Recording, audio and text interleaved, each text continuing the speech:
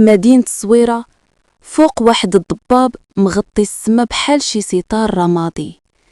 كان الناس كيحسوا بواحد الإحساس غريب، إحساس ماشي ديال الخوف العادي، ولكن بحال واحد الظل كيحوم بيناتهم بلا ما يشوفوه، وكأن المدينة كلها كتهضر بصوت خفيف كيقول راه شي حاجة كاينة، شي حاجة كتخدم في الخفاء.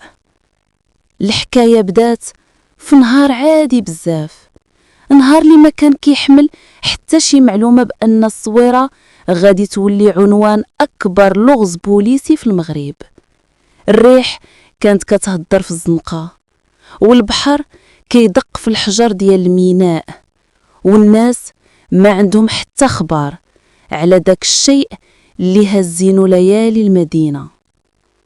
فوسط هاد الروتين الهادئ بداو كيوقعوا حوادث اختفاء، ماشي بزاف، غير واحد جوج، ولكن الغريب ما كاين حتى دليل، لا صوت لا كاميرا، لا حد شاف والو.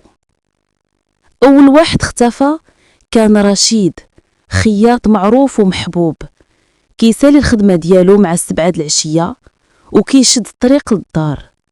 نهار هرب عليه الوقت، سد كانو وهبط في طريق ضيقة معروفة، ولكن من بعد تبخر، لا تليفون لا خطوات لا حتى شي رسالة. واللي زاد الشك هو أنه قبل ما يختفي بشهر كان كيعاود لصحابو بأنه كيشوف واحد الراجل لابس كحل كامل، كيبان ليه غير من بعيد، وكل ما يلتفت باش يشوفو مزيان كيلقاه اختفى. الناس ضحكوا وقالوا ليه ربما التعب، ولكن ملي مشاو ما رجعش، رجع داك الهضرة كلها لغز كبير. من بعد أسبوع اختفات سعيدة، بنت خدامة في الأعمال اليدوية، وكانت آخر مرة تشافت فيها في السوق القديم. وقفت عند واحد الزقاق ضيق كتقلب على واحد الدكان، ومن داك الزقاق خرجات و عمرها ما وصلت للدار. هنا البوليس بداو كيتحركوا، بدات التحقيقات، بدات الأسئلة، واش الأمر اختطاف، واش شي تصفية حسابات ولا شي مرض نفسي، ولكن ما كاين والو، لا أثر. أصعب حاجة كانت عند المحققين هي غياب أي دليل، ما كاين لا كاميرا مسجلة، لا أثر خطوات، لا حتى شي حاجة يمكن تربط الناس ببعضهم. ولكن في واحد الليلة محقق كبير سميتو الحاج مراد شاف واحد الملاحظة اللي ما شافها حتى واحد. جميع الناس اللي اختفاو كانوا ديما كيقطعوا واحد الزنقة محددة قبل ما يتبخروا، زنقة ضيقة طويلة، الناس كينوض منهم الرعب غير ملي كيلفوا راسهم ليها.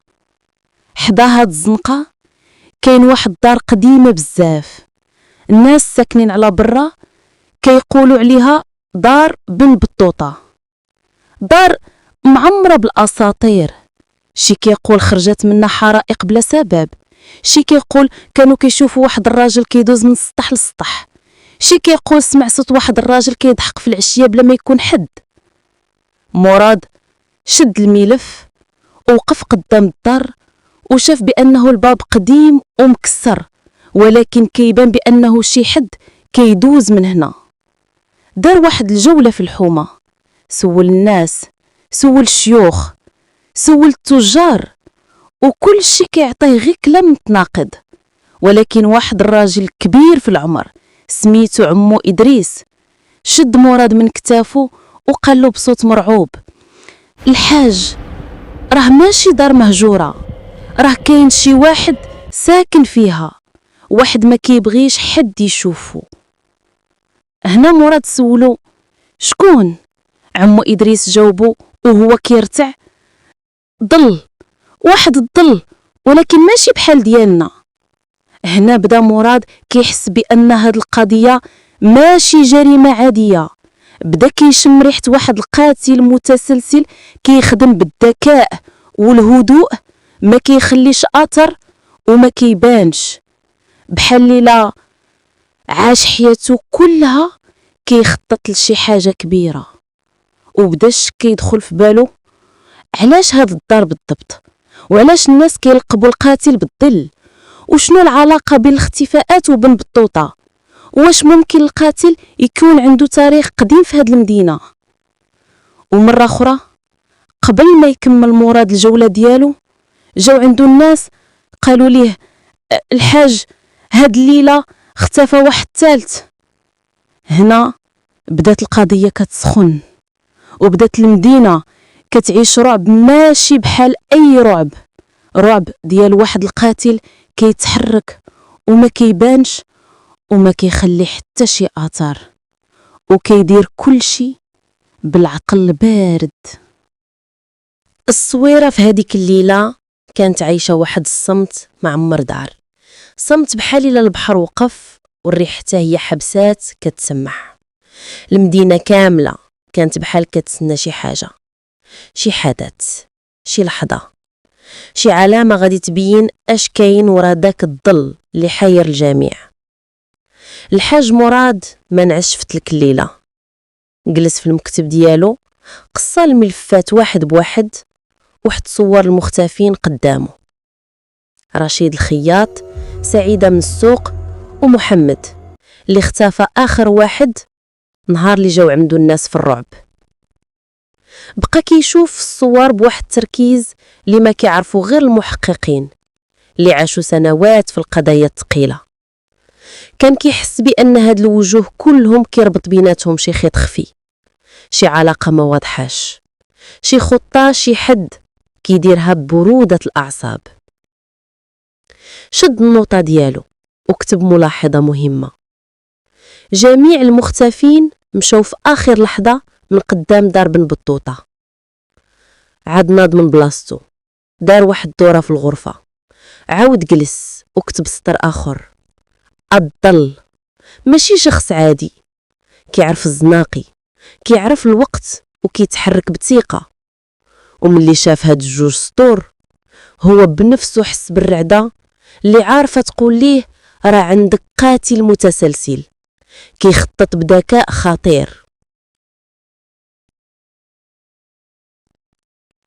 في النهار اللي من بعد، الحومة اللي فيها دار بن بطوطة بدات كتعيش واحد الجو ثقيل.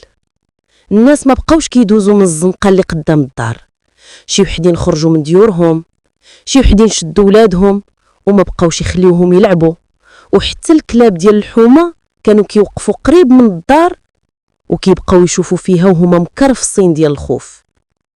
العجيب في الأمر هو أن الباب ديال دار بن بطوطة كان دائما محلول شوية، ولكن عمره ما تحرك قدام شي حد.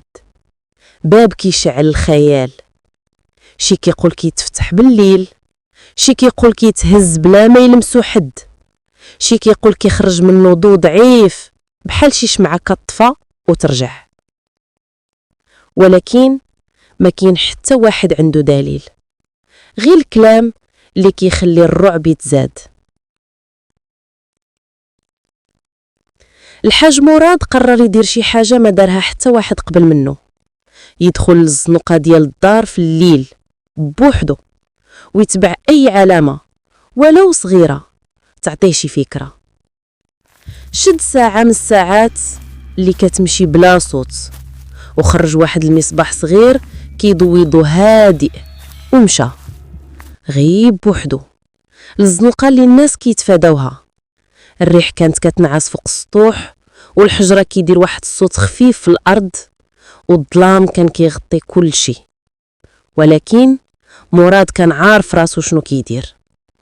كل خطوة كانت محسوبة، كل لحظة كان كيسمع فيها كل أصوات اللي كتدور. ومن بعيد شاف الدار، دار كبيرة، السور ديالها مشقق، الواجهة فيها آثار القدم، وبابها محلول شوية نفس الشكل اللي وصفوه الشهود. ولكن حاجة وحدة شدت انتباهه: فوق السطح كان كيبان شي ظل واقف ماشي واضح، ماشي متحرك، ولكن واقف بحال شي حد كيترقب. مراد وقف بلا ما يتحرك، شد النفس ديالو وبقى كيشوف. الظل ما تحركش، ما دار والو، ما بانش ملامح ولا شكل، غير واقف بحال شي حد كيترقب. مراد بدا كيشك، واش شي واحد ساكن؟ واش كيستعمل السطح باش يشوف الضحايا؟ واش كيستعمل الدار كاملة كمختبأ؟ ولكن فجأة الظل بدا كيتحول، ماشي كيتحرك، ولكن كان كيبان كيتلاشى شوية بشوية، بحال شي غبرة كتمسح من السطح، حتى اختفى كليا. مراد جرب يركز، ولكن الظلام رجع بلا أثر. هنا عرف بأن هادشي ماشي صدفة. قدام باب الدار مراد لاحظ بحد الحاجة غريبة، علامات ديال الجر على الأرض خفيفة بزاف، وكأن شي حد كان كيمشي ببطء ويجر رجليه. قرب المصباح، بدا كيراقب، ولقى واحد الخط دقيق، ماشي أثر ديال إنسان كبير، ماشي أثر ديال حيوان، ولكن حاجة وسطهم، حاجة غير طبيعية. شد واحد الصور، صور الآثار، ورجع يرجع للسيارة العمل باش يسجل الملاحظات. ولكن قبل ما يبعد سمع شي حاجة غريبة، صوت بحال النفس، بحال شي حد كيتنفس من داخل الدار، تنفس ثقيل منتظم، وماشي ديال شي واحد خايف، ولكن ديال شي واحد مرتاح في مكانه. مراد بقى واقف وكيصنت. الصوت جا مرة، تحبس، رجع تاني وتحبس. بدا كيحس بشي إحساس، راه ما بوحدكش هنا، ولكن ما كانش كيقدر يدخل الدار بلا إذن، وما كانش باغي يتهور. كان خاص فيه يرجع للمركز، يجمع الأدلة ويجيب فريق كامل. شد طريق راجع، ولكن هو كيمشي شاف واحد شي حاجة خلاتو يشك أكتر. واحد الورقة صغيرة في الأرض ضربة ليها الريح، مكتوبة بخط مجهول. ما تقلبش في الماضي، الماضي كيعرف يدافع على راسو. طوى الورقة وحطها في جيبو، وعرف من داك اللحظة أن القضية ماشي غير اختفاءات، ولكن لعبة ذكاء بينه وبين واحد ما كيبانش. النهار اللي من بعد الحاج مراد ما كانش كيصدق أن الورقة اللي لقاها قدام دار بن بطوطة مكتوب فيها داك الكلام اللي ما كيدوزش هكا. ما تقلبش في الماضي، الماضي كيعرف يدافع على راسو. هاد الجملة ما كانش مجرد تهديد، كانت بحال رسالة من واحد العارف كل صغيرة وكبيرة، وكيبغي يوصل فكرة واضحة: أنا كاين وأنا كنشوفك. أرجع مراد للمركز، جلس في المكتب قدام السبورة الكبيرة اللي فيها صور المختفين، وربط الخيوط اللي كيبان ليه ماشي واضحين، الزمان اللي كيتختار، المكان اللي كيتعاود، الشكل ديال الاختفاء، وباب الدار اللي دائما محلول شوية، بحال كيدعي أي واحد عنده الشجاعة يقرب.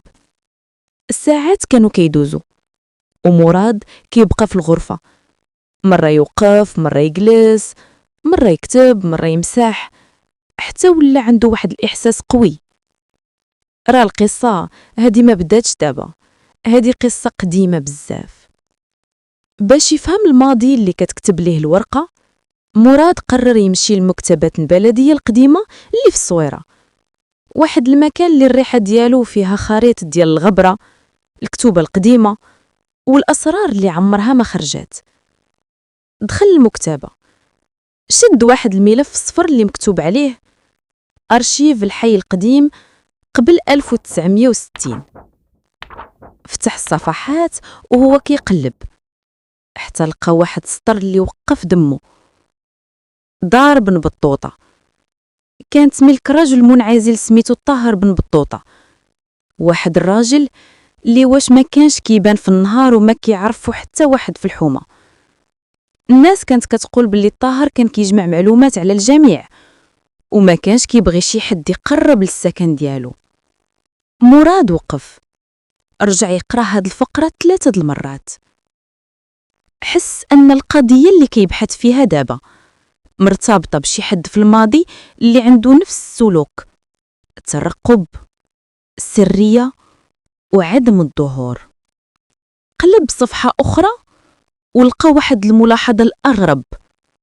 في 1972 الدار تسدات بشكل نهائي، ولكن من داك العام حتى اليوم كانت دائما كتخرج إشاعات على حركات غريبة في السطح وصوت خطوات وأشخاص كيدخلوا وما كيخرجوش. مراد طوى الملف، خدا نفس طويل وعرف أن القضية ماشي غير اختفاءات، بل قصة بادية قبل عشرات السنين. قرر يرجع للدار، ولكن هاد المرة ماشي بوحدو، جاب معاه الملازم كريم، واحد الشاب اللي ذكي بزاف وما كيسولش بزاف، غير كيلاحظ ويحلل. وصلوا للزنقة، الجو كان كيشبه البارح، هادئ بزاف، بحال السكون اللي كيجي قبل العاصفة. كريم شاف الباب مفتوح شوية وقال: الحاج، هاد الباب عمرني شفت باب كيبقى في هاد الوضعية كل ليلة. الحاج رد عليه بصوت منخفض: اللي كنقلبوا عليه كيستعمل هاد الباب باش يبقى هو اللي مسيطر، باش يبقى هو اللي كيشوف وما كيبانش. قربوا ببطء، الظلام كان كيغطي الدار كاملة بحال غطا ثقيل. الريح كانت كدوز من الفجوات وكتخرج منها واحد الصوت خفيف، كأنها همسات قديمة كتفيق. فجأة كريم قال: الحاج، شوف الفوق. رفع راسو وشاف منظر ما قدرش يفسرو. جنب السطح كيظهر ضو خافت بحال شي لمعة صغيرة كتسطع وتختفي، ماشي ضو قوي، ولكن ضو كيحسك أن شي حد تما فوق. مراد قرب المصباح ورفعو، ولكن الضو اختفى كليا وبسرعة غريبة. كريم دار خطوة لور وقال: هاد الشي ماشي طبيعي.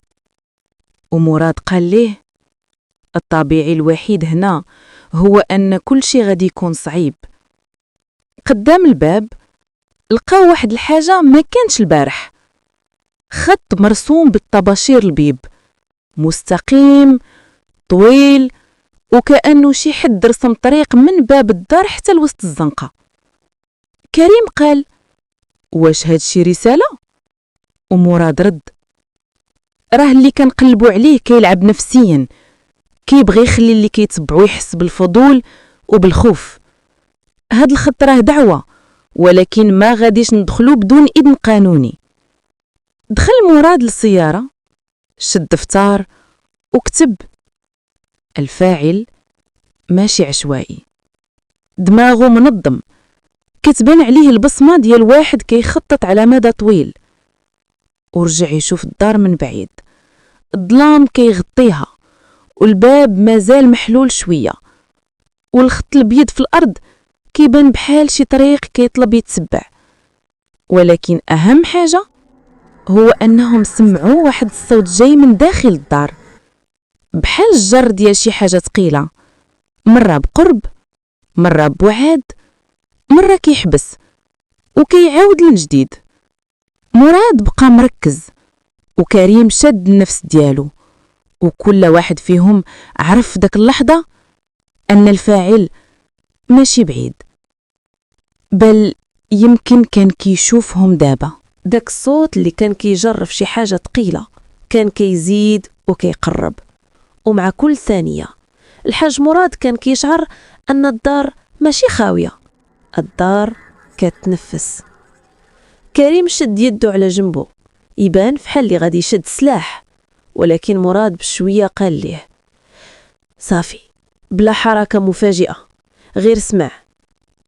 وقفوا بجنب السيارة، العينين مركزين على الباب مشرح، والنيل كيغرق الحومة كاملة في واحد الهدوء اللي كيخلي حتى دقات القلب كتسمع. فجأة الصوت وقف بشكل مفاجئ، فحال شي حد حس بهم. مراد قال بصوت قريب للهمس: راه كيعرف أننا هنا. كريم جاوبو: وشنو نديرو دابا الحاج؟ مراد بقى ساكت، ما بغاش يدخل بلا إذن، ولكن كذلك ما قدرش يمشي ويخلي داكشي كيغلي داخل الدار. في نفس اللحظة دقات خفيفة بدات كتضرب في شي حاجة حديدية في الداخل. تك تك تك، إيقاع بطيء ثابت، فحال واحد كيحاول يرسل رسالة بلا كلمات. كريم قال وهو مزروب: هادشي كيخلع، شنو كيبغي يقول؟ ومراد جاوبو: ماشي غير كيقول، راه كيديرنا في حسابو. هاد الإيقاع ماشي عشوائي، هادشي مخطط. مراد قرب شوية من الباب، غير شوية باش يسمع مزيان. الريح دخلات مع الباب المشرع وضرات في وشوش كريم اللي شوف منه: الحاج شوف الأرض. مراد هبط عينيه وشاف واحد الآثار جديد، علامات صبع مرسومة في التراب اللي قريب العتبة. ماشي صبع ديال يد وحدة، 4 صابع كبار، وكأن شخص كان مجرهم بالزربة باش يخلي أثر. مراد ما قال والو، غير شد الكاشف الضوئي ضواه فوق الآثار وقال: هاد الآثار ماشي ديال البارح، هادشي سخون دابا. كريم بلا عريقو: يعني كان هنا في هاد اللحظة؟ مراد: ماشي غير كان، راه ممكن مازال كاين. وقفوا مجمدين كيصنتوا. الدار من الداخل ولات كتحس بالأنفاس ديالها، الخشب كيهضر، الجدران كتقرقب، والهواء كيتحرك بطريقة ماشي طبيعية. وفجأة الصوت الحديدي تبدل، ما بقاش تك تك، ولا فحال كيجر سلسلة طويلة فوق الأرض. كريم تراجع خطوة: واش كيجر شي حاجة؟ ومراد قال: ولا ماشي هو اللي كيجرها، يمكن هذه طريقة باش نسمعو صوت وهمي، باش نكونو حنا اللي خايفين وهو اللي مطمئن. وقف شوية زاد: الفاعل ماشي متهور، هاد الشخص كيلعب على الأعصاب، على الوقت، على الصبر. وفاش كانوا واقفين الضو ديال واحد من لمبات الشارع بدا كيرعش، مرة يضوي مرة يطفي، ومع كل رعشة الظلال من داخل الدار كتحرك بطريقة كتخلي العقل يشك في كل حاجة. كريم قال وهو مهزوز: الحاج فحال شي حد واقف ورا الباب. مراد ركز مزيان، الظلال ما كانتش واضحة، ولكن شي واحد أو شي حاجة كانت كتسلط ظل طويل فوق الأرض بشكل خفيف ولكن باين. مراد قال بثقة: هاد الظل ماشي ديال أي واحد، الطول، الزاوية، هادشي مقصود، راه بغا يبان ولكن غير شوية. كريم قال: فحال اللي كيقول لينا أنا هنا ولكن ما غاديش تشوفوني كامل. ومراد: بالضبط. مراد قرر ياخد خطوة للور باش يشوف المنظر من زاوية أخرى، يمكن الظل يبان مزيان. ولكن أول ما حرك رجليه الصوت اللي داخل الدار حبس بطريقة مفاجئة، فحال الذر انطفى. السكون ولا مرعب، حتى الريح ولات ساكتة. كريم قال هو كيشوف داخل الباب بعيون موسعين: الحاج راه كيصنت لينا، كل ما تحركنا كيحبس. ومراد رد بكل هدوء: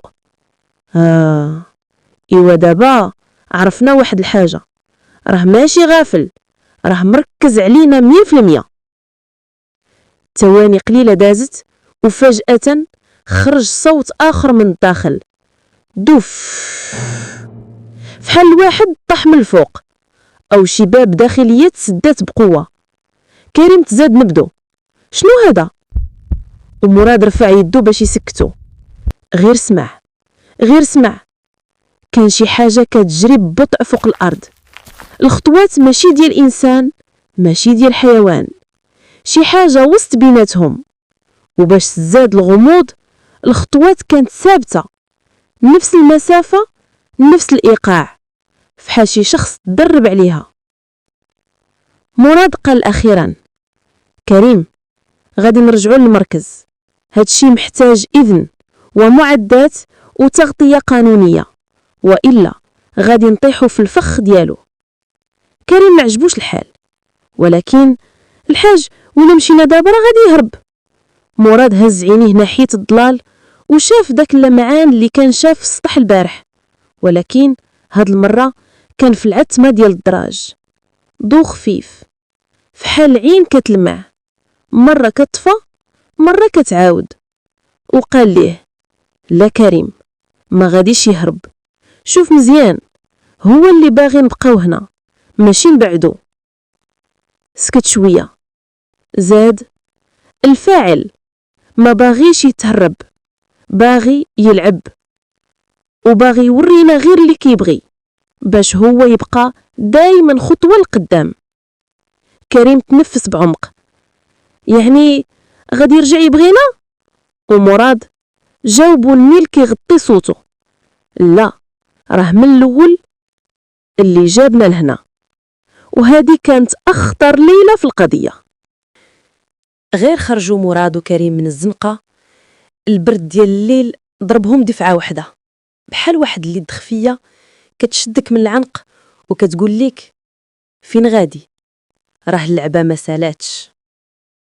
السيارة كانت واقفة تحت الضو اللي باقي كيرعش، وبكل خطوة كيديروا كان الصوت ديال داك دوف اللي سمعوه داخل الدار كيعاود يرنف ودنيهم بحال صدى بعيد.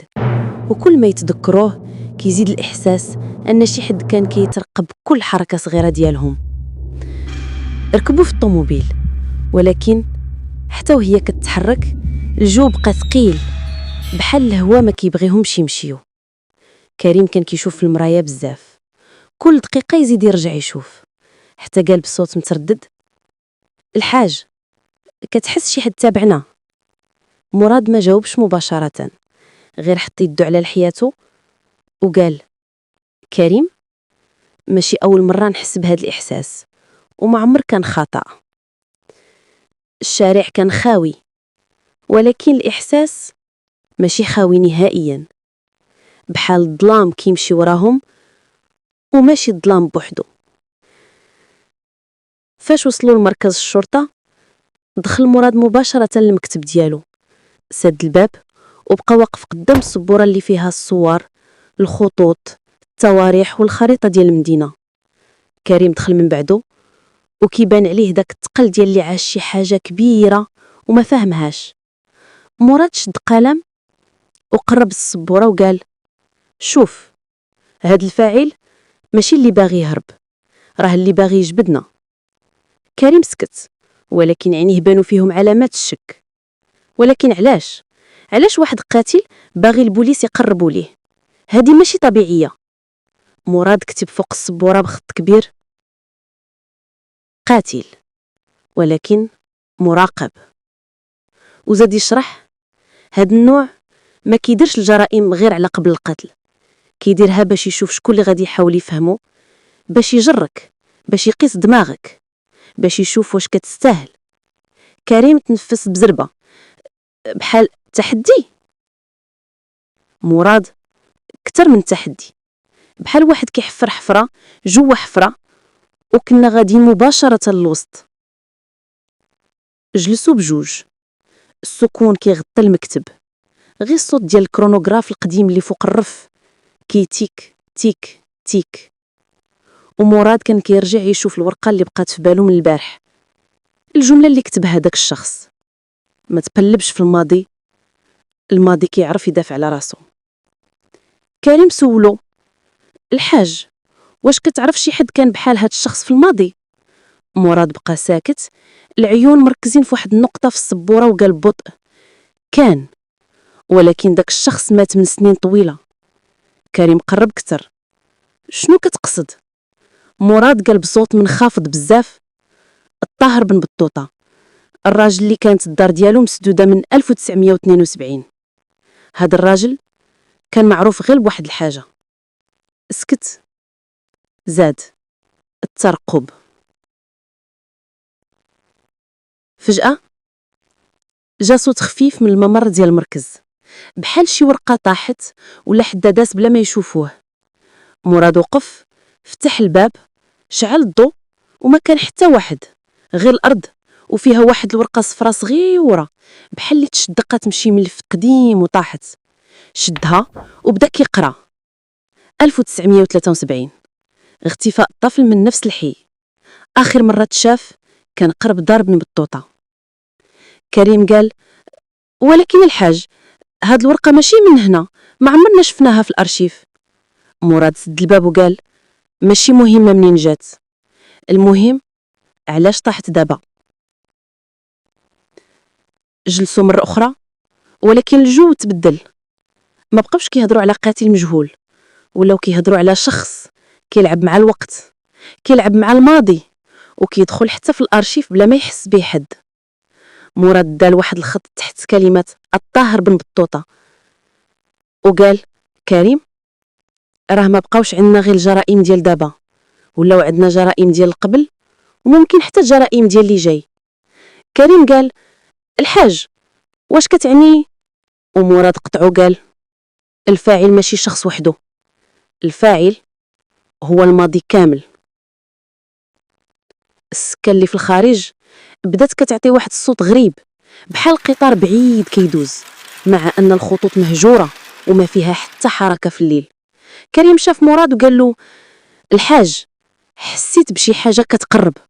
ومراد رد بلا ما يشوفه: ماشي إحساس، راه حقيقة.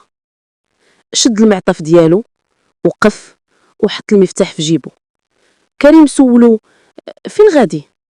مراد جاوب: غادي نرجعو لتما، للدار، لأن اللي كيقلب علينا عمر ما كيرتاح حتى يشوفنا واقفين قدامه. كريم بالعريقو قال: ودابا؟ ومراد زاد يقول الجملة اللي بدلت كل شي: هاد الليلة راه هو اللي اختارها، ماشي حنا. وخرجوا بجوج باش يواجهوا الظلام، وهو اللي كان أصلا كيتسناهم. حرج مراد وكريم من المركز، والهواء البارد ضربهم في الدقة الأولى. داك البرد اللي ماشي ديال الطقس، ولكن ديال القلوب اللي حاسة أن شي حاجة كتكتب في هاد الليلة. الزنقة كانت هادئة تحت الضوء الصفر ديال اللمبات اللي كيرعشوا بهدوء، بحال اللي مكرفصين من عمر طويل وما بقاوش قادرين يقاوموا الليل. ركبوا في الطوموبيل، ومراد شد الطريق ببطء شديد، ماشي خوف ولكن حساب. كل خطوة، كل حركة، كل شارع، بحال واحد الخريطة اللي كيتبعها بذاكرة قديمة ماشي جديدة. كريم شافو وقال: والحاج، واش حنا متأكدين غادي تما دابا؟ الدار راه حسيت الليلة فيها شي حاجة مختلفة. مراد ما دارش فيه، غير جر واحد النفس بطيء وقال: ايوا هاديك هي اللحظة اللي خصنا نمشيو فيها، إلا كان باغي يشوفنا راه الليلة غادي يبان.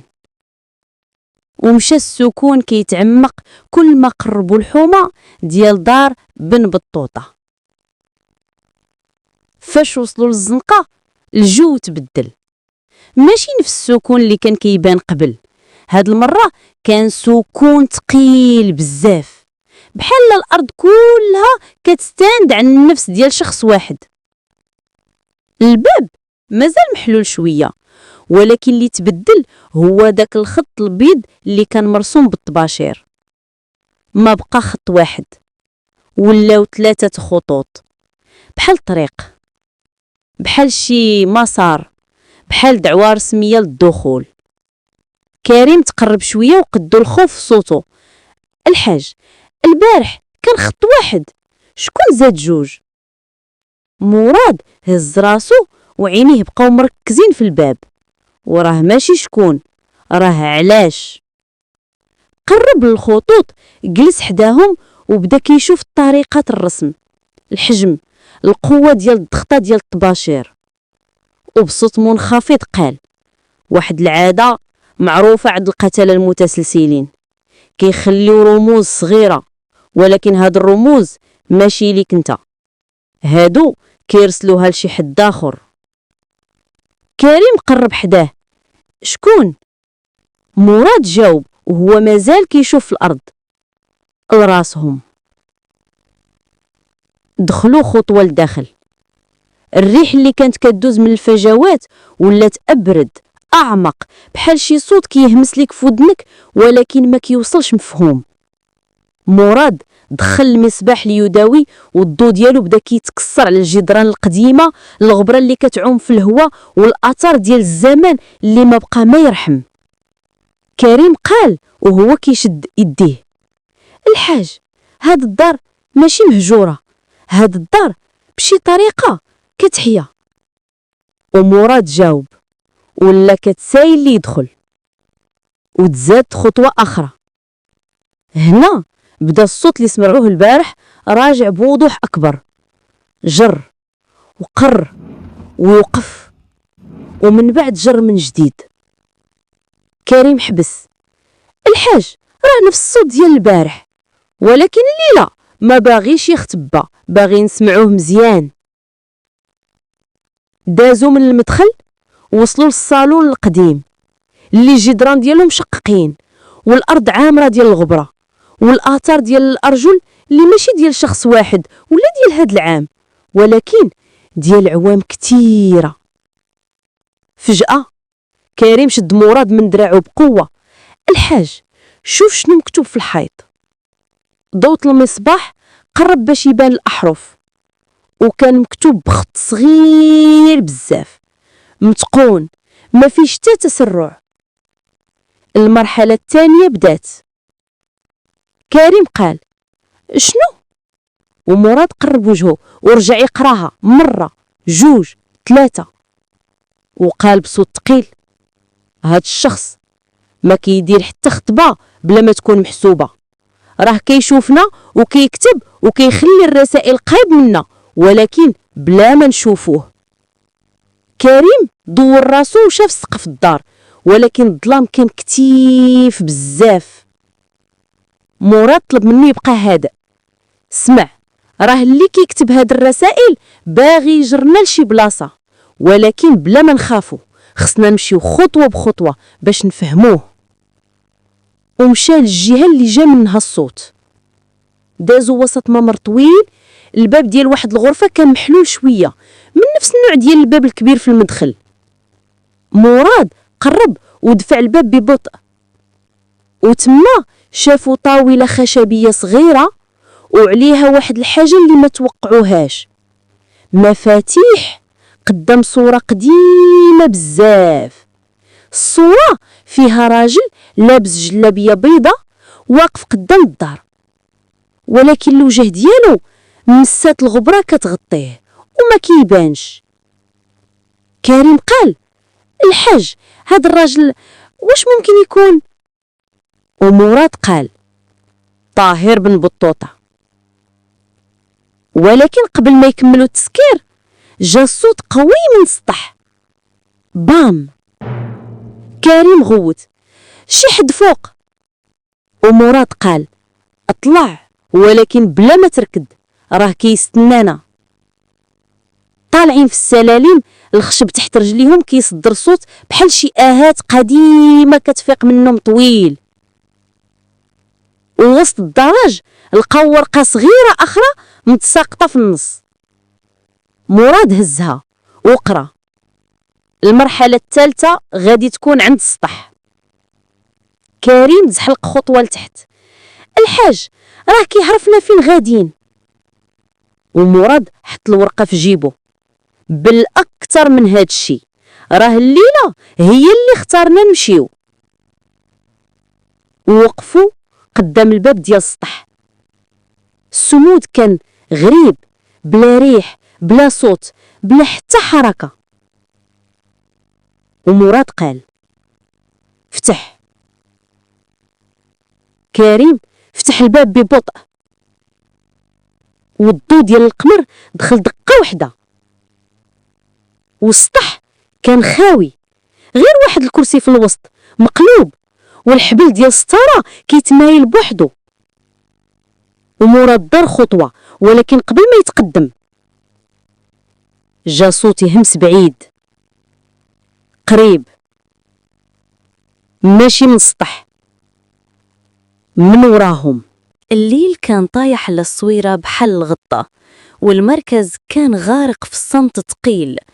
حتى دخل مراد للمكتب وهو شاد واحد الملف كبير بيده، ملف عنوانه هوية الفاعل. جلس وحط الملف على الطاولة، وكريم قدامه كيستنى يسمع. مراد فتح الملف، جاب واحد الصورة القديمة وقال بصوت منخفض: سميتو الطاهر بن بطوطة. كريم تخلع، قال: الحاج طاهر اللي كان ساكن في دار بن بطوطة قبل 50 عام؟ مراد هز عينيه وقال: ايه، ولكن المفاجأة ماشي هي هادي. المفاجأة هي أن الطاهر ما ماتش. الحقيقة اللي كانت مخبية 50 عام. مراد بدأ يقلب في الوراق. الطاهر كان كتاب عمومي، ولكن في الحقيقة كان كيدير شي حاجة أخطر. كان كيجمع ملفات سرية على عباد الله. كان كيراقب الناس، يحفظ أسرارهم ويكتب كل شي في دفاتر. حتى نهار واحد جاو عنده 3 رجال من الحومة، بغاو يشعلوها في وجهه، حيت كان كيعرف عليهم بزاف. وداك النهار الطاهر اختفى، ولكن ماشي هرب، ماشي مات، بل بقى وسط الدار عايش وحده، كيخرج غير في الليل، وعنده ممرات سرية كانت كتوصل للسطح ولا الغرف اللي محدو ما كيعرفها. فين مشاو المختفين؟ مراد ورى كريم واحد الورقة الصفراء اللي لقاو في الغرفة السرية. قالوا: كل المختفين ما ماتوش. الطاهر كان كيحتفظ بيهم في واحد القبو تحتاني، كيبقى يراقبهم ويجمع عليهم معلومات، وما كيخليش حتى واحد يخرج حتى يكمل الملف ديال حياته. كريم تصدم، قال: ملف؟ علاش؟ مراد قال: حيت الطاهر كان مقتنع أن كل واحد عنده سر أسود، وكان كيوثق الأسرار بحال شي إرشيف بشري. ولكن المفاجأة الكبيرة، الناس اللي اختفوا كانوا كلهم بخير، ولكن مرعوبين. لقاهم في حالة صدمة، عايشين بلا ضوء، بلا صوت، بلا وقت، ما عارفينش نهار ولا ليلة. كيفاش تشد الطاهر؟ بعد ما سمعوا الصداع في دار بن بطوطة، مراد وكريم داروا خطة بسيطة: ما يدخلوش من الباب، يدخلوا من السطح. تشفروا الدار من الفوق، لقاو باب صغير كيهبط للسلم قديم، وكانوا كيسمعوا واحد الصوت، خطوات، ولكن خطوات ديال واحد متعود يمشي في الظلام. مراد خرج المصباح، ومورا قنطة السلم بان واحد الراجل نحيف بزاف، لابس جلابية قديمة وعينيه كبار حادين. الراجل وقف، مهدرش، وغير شاف مراد بحال كيعرفه من سنين. مراد قالو: السير طاهر، سالات. الطاهر ما قاومش، ما هربش وما هدرش، غير رفع يديه وبقى كيشوف الأرض، وكأنه كان كيسنى هاد النهار يوصل. التحقيق معه في المركز قلسوا قدامه. الطاهر بقى ساكت 6 ساعات كاملة، ما قال حتى كلمة، حتى قال بصوت خافت: ما خطفت حتى واحد، أنا غير خزنت الحقيقة اللي الناس خايفين منها. مراد سأله: ولاد الناس، أسرهم، الخوف اللي خليت؟ الطاهر رد: الناس كيهربوا من ماضيهم، وأنا كنت غير مرآة. ما بان عليه لا ندم، لا غضب، لا فرحة، رجل بحال مات من داخل من سنين. الحكم النهائي: القاضي حكم عليه ب 25 سنة ديال الحبس مع المتابعة النفسية وتهم احتجاز التهديد وترويع السكان. وحتى في الحبس الطاهر كان كيدون كل شيء، الوراق عمرهم ما وقفوا. وأصحاب الاختفاءات كل المختفين لقاوهم، بعضهم رجع لدارو، بعضهم دار علاج نفسي، بعضهم هاجر من الصويرة، ولكن كاملين قالوا نفس الجملة: ما عرفت كيفاش شدني ولا كيفاش كنت كنعيش، ولكن الصوت اللي كان كيدوي في القبو ما غاديش ننساه العمر. النهاية. ولكن في آخر نهار قبل ما يخليو الدار للسلطات، مراد دخل يشوف السطح آخر مرة، ولقاه ورقة واحدة وسط الأرض كتب فيها: ماشي أنا الأول وماشي أنا الأخير. مراد شد الورقة وحس بواحد البرد كيهبط في ظهره، وحس أن القصة ما سالتش، غير تبدلات. إلى عجبكم الفيديو ديروا جيم، واللي مازال ما مشتركش يدير أبوني وضغطوا على زر الجرس باش يوصلكم كل جديد.